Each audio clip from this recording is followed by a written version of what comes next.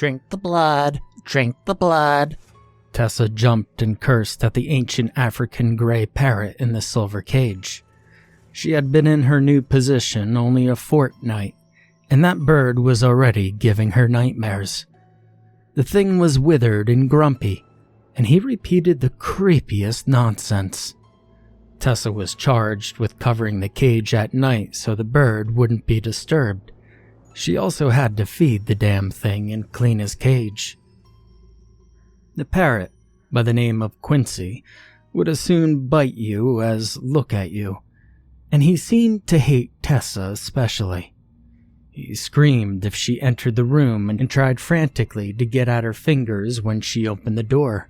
Tessa had gotten some gloves from the gardener to protect against Quincy's savage beak, but there was nothing to protect her maid's uniform from the dried shit that he inevitably would fling at her. For an old-timer, Quincy had no shortage of energy. Is Quincy talking rubbish again? Mrs. Desmond, the housekeeper, announced her presence with the clinking of the many keys she wore at her waist. Tessa curtsied promptly before answering. He does say the strangest things. Wherever did he learn that phrase? Which one? The one about... Tessa hesitated before whispering. Drinking blood. Oh, that. Well, I can't really say, really.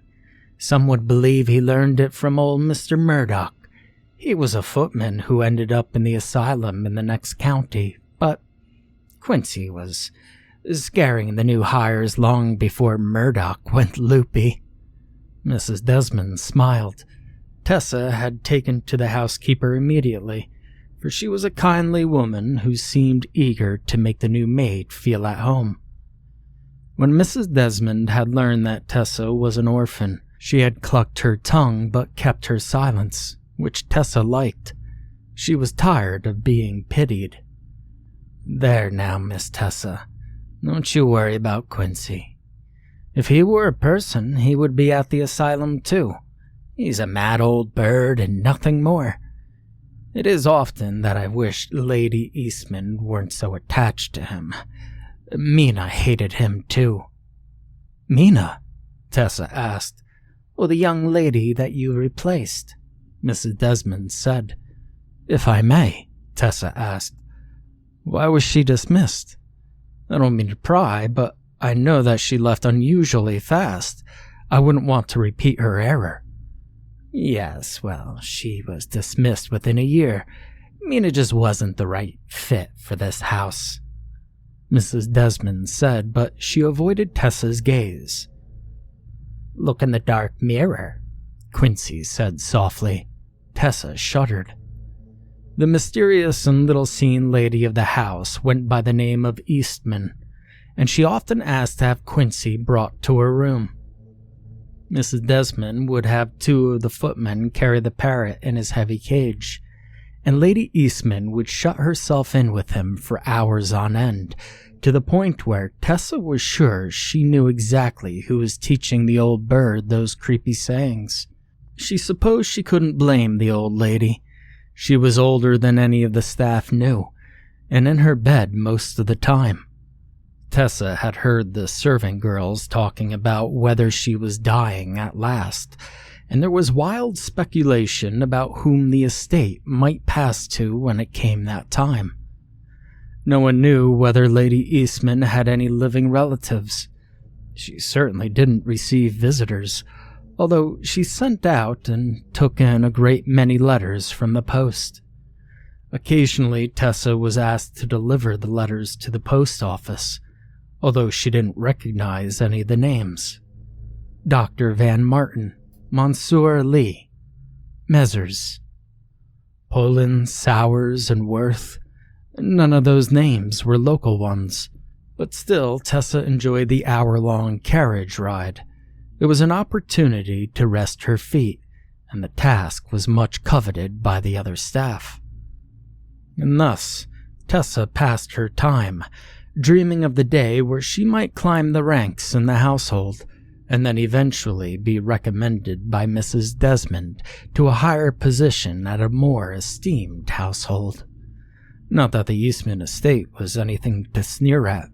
Quite the contrary. But it was rather out of the way of most of the civilized world, and the whole place was awfully dark and dreary.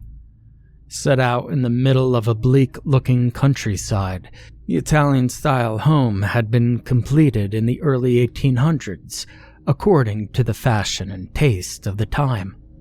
The result was pleasing to the eye, but the interior left much to be desired. The Eastman family crest was in the shades of crimson, but Lady Eastman had redecorated after her husband's early death in the colors of her maiden family name, which was Rookby. This meant a raven on a silver field, so that as a result the entire estate was draped in black and seemed to be in eternal mourning. Lady Eastman had never remarried.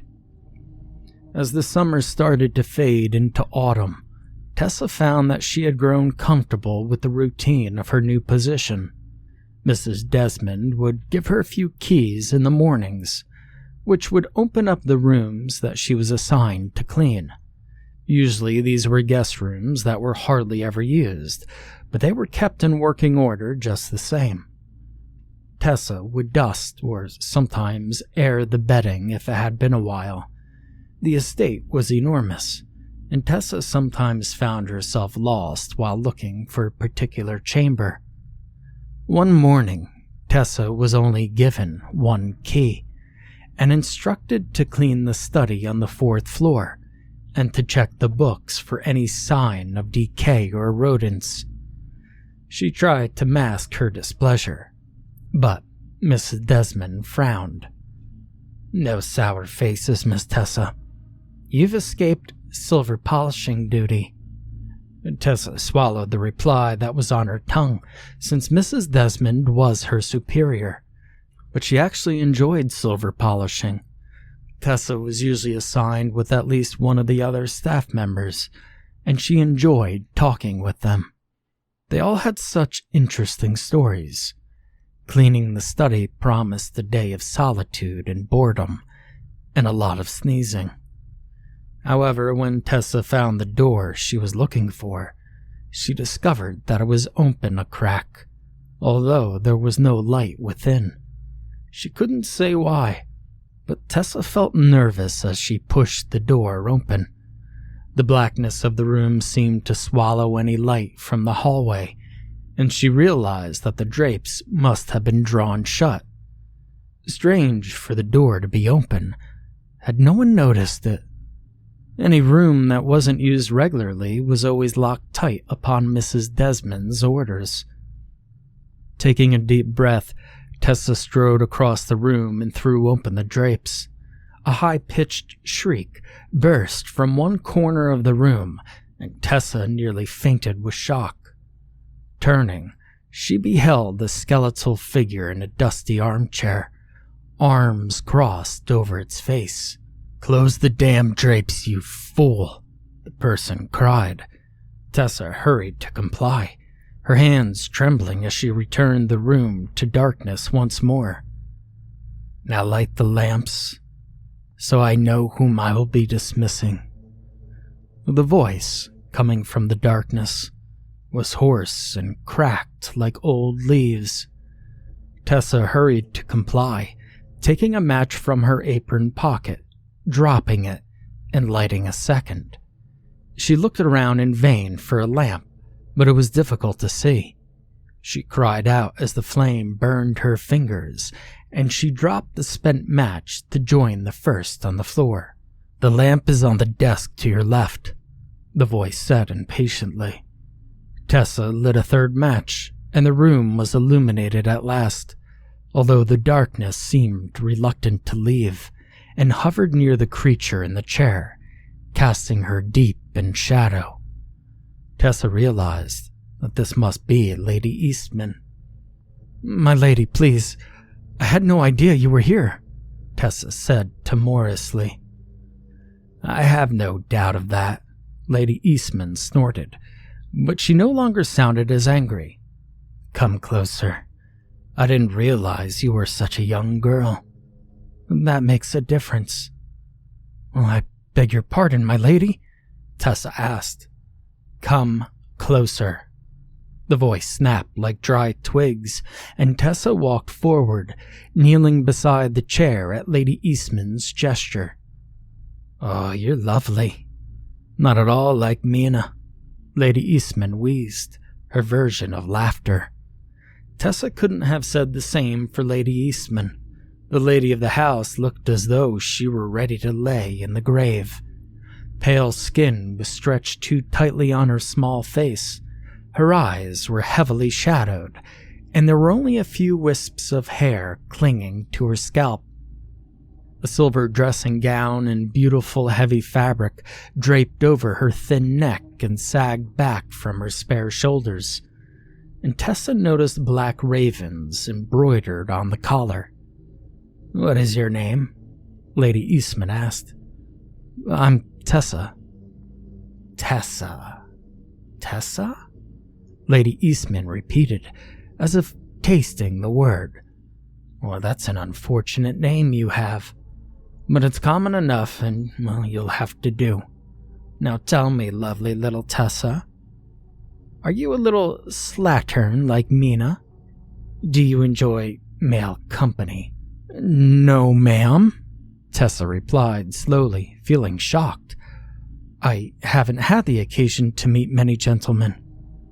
"Ah, that's very good. It's very promising. And your family, do you write them regularly?" Tessa stiffened defensively. "I have no family.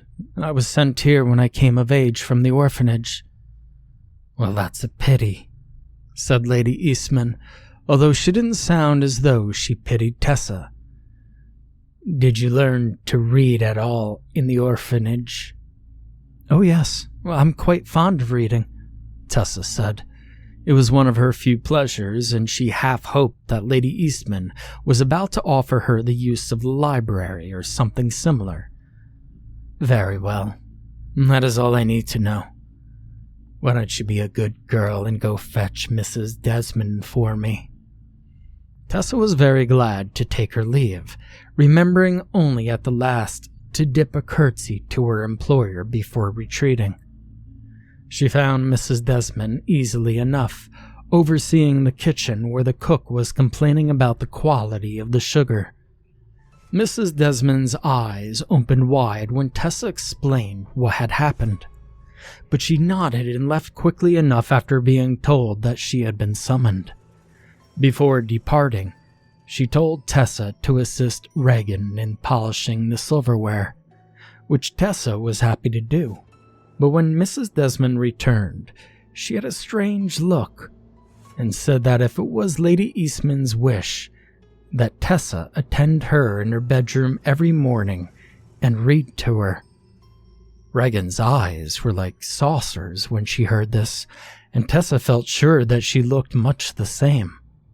True, she had hoped Lady Eastman would bestow some kindness on a fellow bibliophile, but the idea of reading to that frightening old woman made Tessa cringe. Later, Tessa would think back on Mrs. Desmond and how she had not been her usual self when she gave these instructions. The housekeeper would never converse in a friendly manner with Tessa again. Lady Eastman's room was in the west wing of the house on the 4th floor. The window to her bedroom overlooked the gardens, but the curtains were always shut tight, so she saw neither blooming flowers nor bloody sunset. Mrs. Desmond said that many years ago, Lady Eastman had kept the window open day and night, but had preferred to keep herself shut in almost total darkness after the death of her husband. Tessa eased open the heavy door to Lady Eastman's room and closed it behind her, as she had previously been instructed. Someone, probably Mrs. Desmond, had already been in to light some of the lamps and start the fireplace. Lady Eastman was settled back against her pillows in a large 4-poster bed, and she smiled as the young maid entered. Quincy stood at the far end of the bed in his cage, uncharacteristically quiet. His glittering eyes watched Tessa, too. "Well, how do you like my bedroom?" Lady Eastman asked. Tessa looked around. There were many porcelain figures and art on the walls depicting people that Tessa supposed were long-dead relatives. But what fascinated her the most was a mirror that had been hung on the back of the door. It was framed in silver and studded with opals. The face of the mirror was a smoky black, and Tessa thought it must have been saved from a fire. A strange thing to have in one's bedroom, though, since it cast no reflection. Perhaps Lady Eastman had kept it as a memento of some kind. The mirror wasn't any more special than anything else in the room, but Tessa felt drawn to it somehow. She stood in front of it and squinted, as though by doing so she could clear the surface. It seemed to shimmer for a moment, and Tessa rubbed her eyes, sure she had been imagining things. She turned and saw that Lady Eastman was studying her with narrowed eyes, waiting for a response. "Your room is very beautiful," Tessa said. "Is there something you like in particular?" Lady Eastman asked, her voice almost sly. "Well, there are a great many things, lady. However, my favorite is this mirror with the blackened surface. It seemed to have been burnt, and yet the frame remains exquisite." "You like the dark mirror, do you?" Lady Eastman chuckled. "And you have such pretty words to describe it." "Well, let me tell you. That mirror, which is as black as the night, came to me from a faraway land, and I paid very dearly for it. And why do you think that is?" "Well, I thought it was caused by a fire, but now I don't know, my lady." "Do you believe in curses, child?" "Well, I do not, my lady.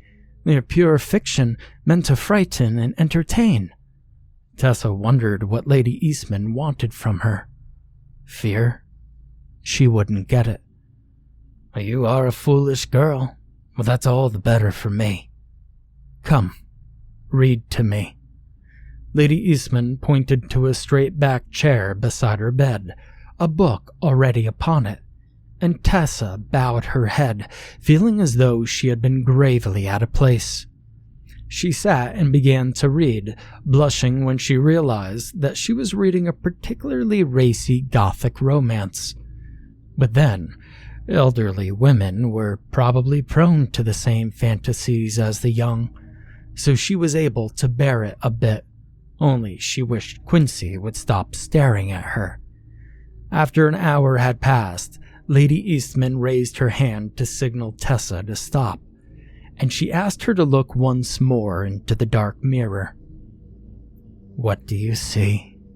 Lady Eastman asked. "Well, nothing, my lady," Tessa replied, wondering what in the world the woman expected her to say. "As I thought. You may go." Lady Eastman turned away and started whispering to Quincy. Tessa winced at this display of madness and edged out of the room. Lady Eastman rarely conversed with her after that first day. Tessa would stoke her fire in the morning once the autumn turned cold, and Lady Eastman would command her to read from the same Gothic romance.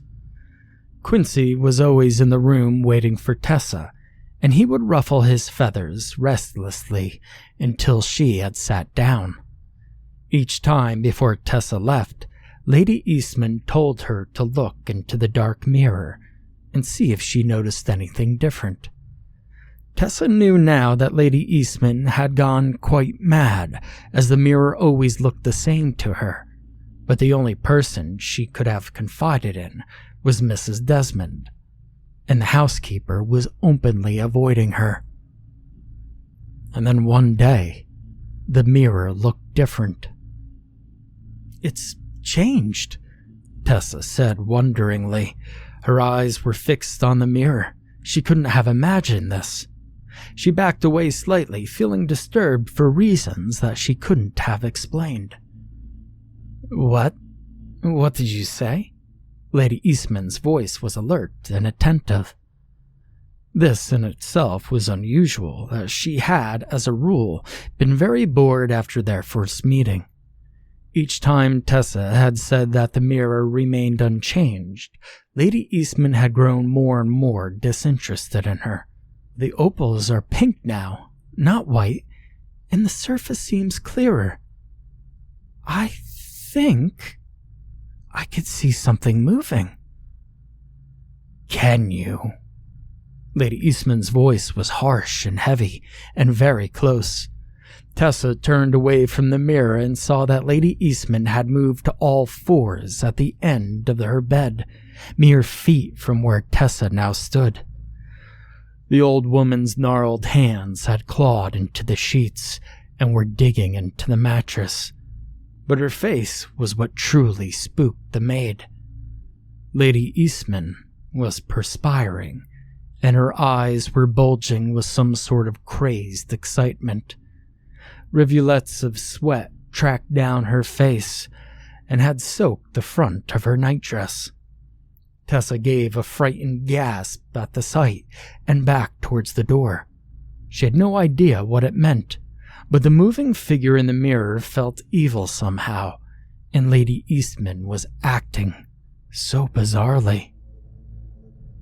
"You should be in bed," Tessa cried. Yes.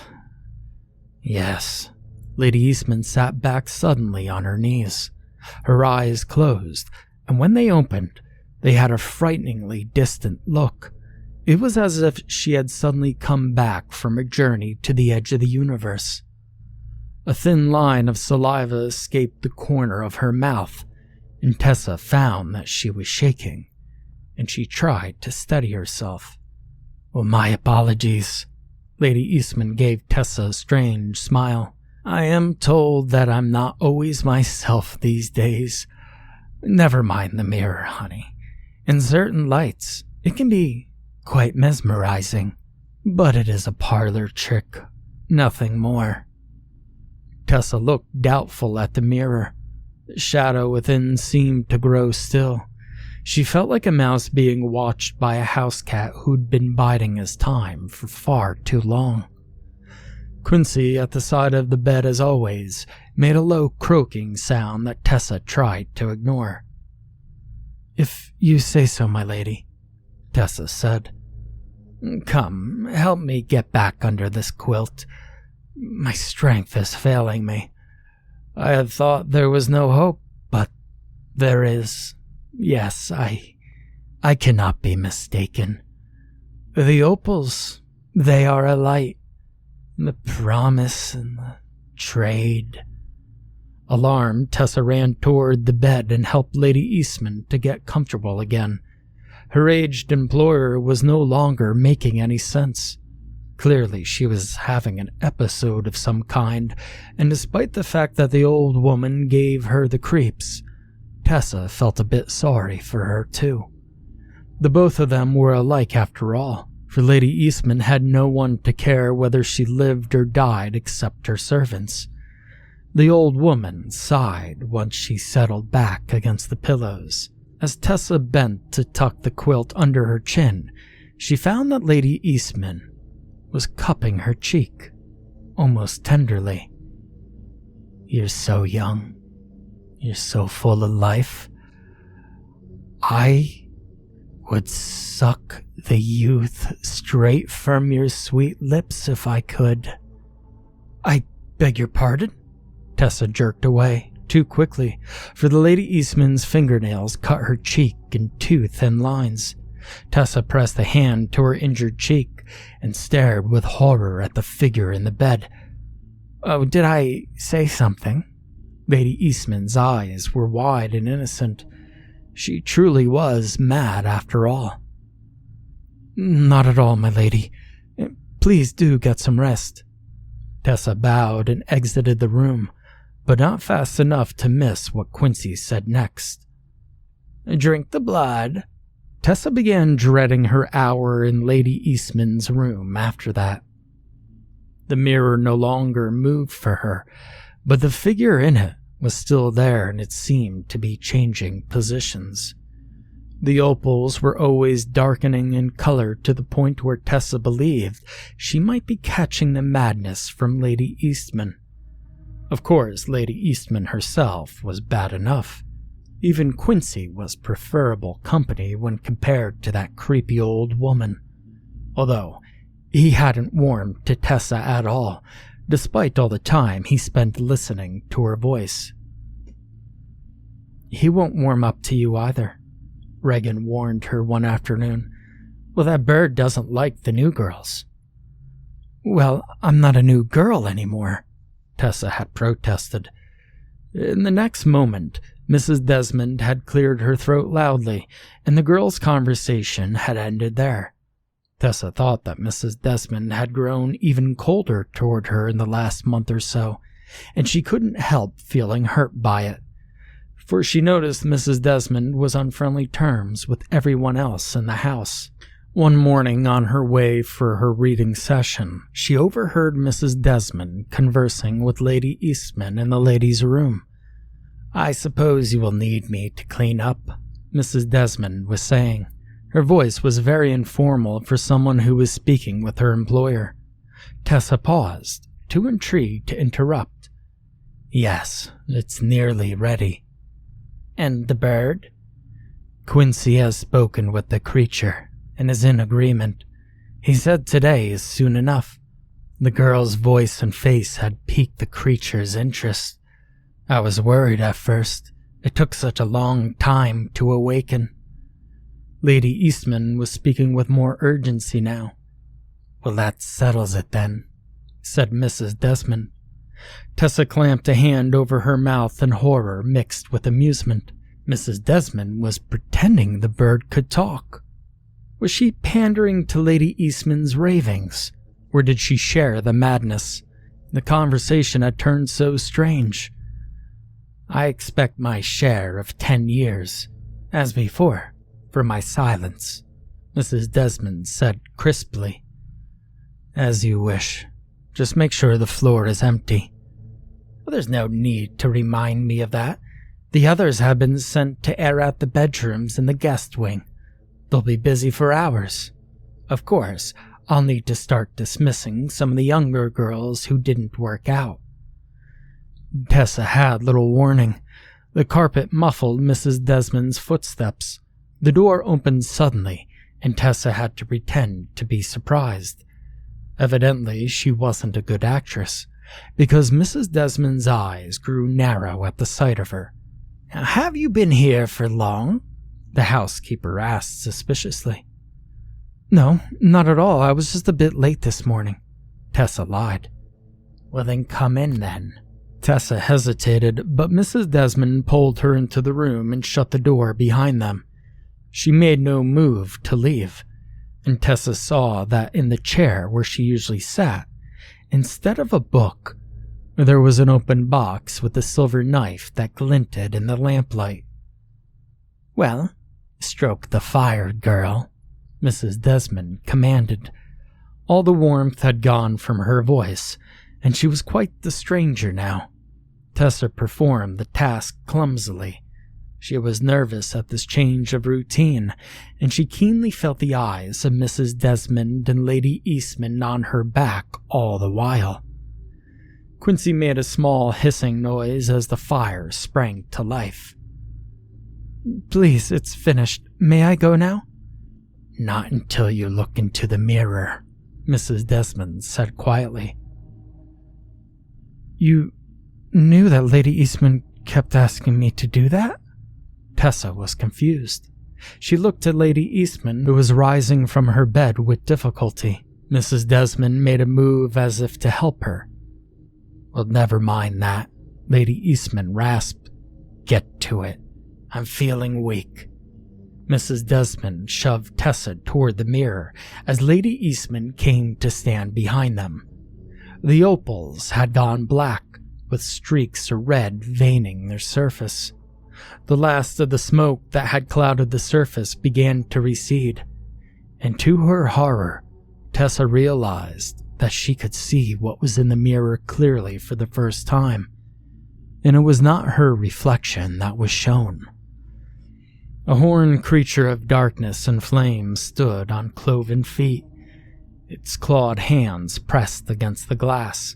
The body was upright and manlike, but the face was pure animal, and it seemed to shift as she looked.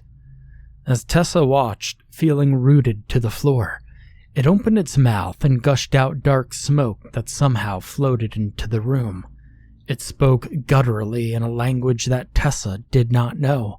A strange voice spoke with it, and Tessa realized that Quincy was mimicking the creature, speaking the words in unison. Tessa screamed. "Open her vein!" Mrs. Desmond roared as she grabbed Tessa's arms. Tessa struggled and her eyes widened as she saw that Lady Eastman was holding the silver knife. With great effort, Tessa twisted and drove her knee into Mrs. Desmond's stomach. There was a great whoosh of air as Mrs. Desmond recoiled, and Tessa screamed out as she felt a sharp pain in her back. She flailed and managed to connect her elbow with Lady Eastman's nose. It made a sickening crunch, and the old woman cursed. Tessa reached for the doorknob, waves of pain coursing down her back. She was sure she had been stabbed, but it didn't matter. She had to flee. But the figure in the mirror was reaching toward her. Its fingers possibly breached the surface and radiated heat as they reached for her face. She felt her flesh crisp and burn, and all she could do was smell smoke. Tessa ducked and threw the door open, fleeing into the hall. Mrs. Desmond was shouting her name angrily, but Tessa was already halfway down the stairs. There were so many flights of stairs, and all the while she heard footsteps behind her. Horribly, she thought she heard the sound of hooves as well. Tessa stumbled once, twice, and made it at the front door. She ran into the chilly late autumn air, out into the desolate countryside. She couldn't let them catch her.